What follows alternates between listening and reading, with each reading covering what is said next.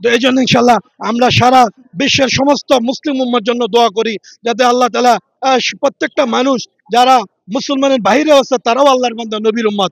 ইসলাম শান্তির ধর্ম, ইসলাম এরকম শান্তি শেখায়। এই জন্য ইনশাল্লাহ সবার মধ্যে কিভাবে শান্তি আসে, আল্লাহকে মানলে হলা, নবীর সুন্নতের উপর চললে হয়ে যায়, এক দিনের পরিবেশ, এক শান্তিময় পরিবেশ কায়েম হয়ে যায়। এই জন্য আমরা প্রত্যেকে ইনশাল্লাহ দোয়া করবো ইনশাল্লাহ। হ্যাঁ, আর আমরা চাই যে যে আমরা ইনশাল্লাহ দোয়া করতেছি, আসলে তো এক করার মালিক আল্লাহ তাআলা। হ্যাঁ, এই জন্য আমরা চাই ইনশাল্লাহ আল্লাহ তাআলা এক তখনই হওয়া সম্ভব যখন মুসলমান এক আমিরের অধীনতে মেহনত করবে। এই জন্য ইনশাল্লাহ বলতেছে নামাজের যেমন একজন ইমাম থাকে, এটাকে জামাত বলা হয়।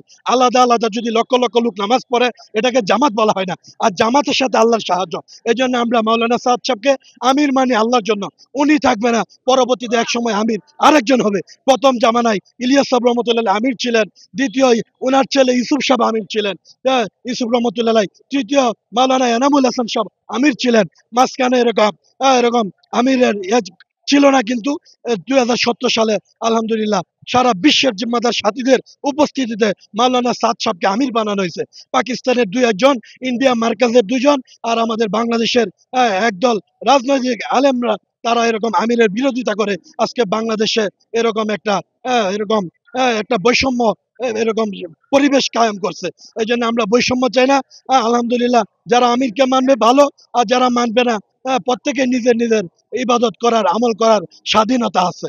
এই জন্য তারা সংখ্যালঘু যারা মূর্তি পাহারা দিতে পারে। আর আজকে সারা দুনিয়াতে তাবলিগ চলতেছে যে নিজামুদ্দিন মার্কাজ থেকে মসজিদে জামাত কিভাবে চলতে পারে, ইজতেমাগুলা হইতে পারে। এই জন্য আমরা চাই শান্তিপূর্ণভাবে মেহনত করতে। আমরা আমরা মারামারি চাই না, কারোর সাথে সংঘাত চায় না, সবাই মুসলমান ভাই ভাই।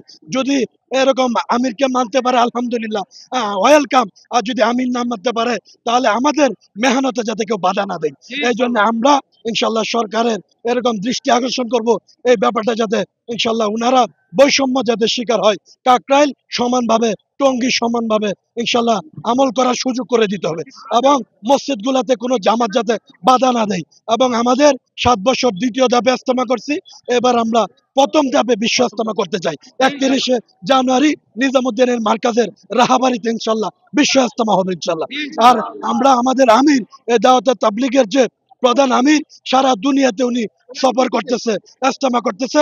উনি এই ইজতেমায় ইনশাল্লাহ কিভাবে আসতে পারে, এই জন্য আমরা সরকারকে ইনশাল্লাহ আমরা জোর দাবি জানিয়েছি, এবারের ইজতেমায় মাওলানা সাদ সাহেবকে, হযরত বিশ্ব আমিরকে যে কোনো ভাবে ইনশাল্লাহ আনতে হবে।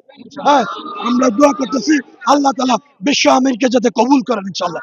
হ্যাঁ, এবং আমাদের বাংলাদেশের মধ্যে আল্লাহ শান্তিময় পরিবেশ কায়েম করে দেন ইনশাল্লাহ। আল্লাহ তাআলা সবাইকে কবুল করেন ইনশাল্লাহ। হ্যাঁ, আমাদের আমরা সবাই নাগরিক, সবারই সবারই সুযোগ আছে, সমান অধিকার। হ্যাঁ, কেউ কাউকে বাধা দেওয়ার সুযোগ নাই। যদি মানতে পারি ভালো, না মানলে আমরা কেউ বাধা দিব না। ঠিক আছে না ইনশাল্লাহ? ইনশাল্লাহ।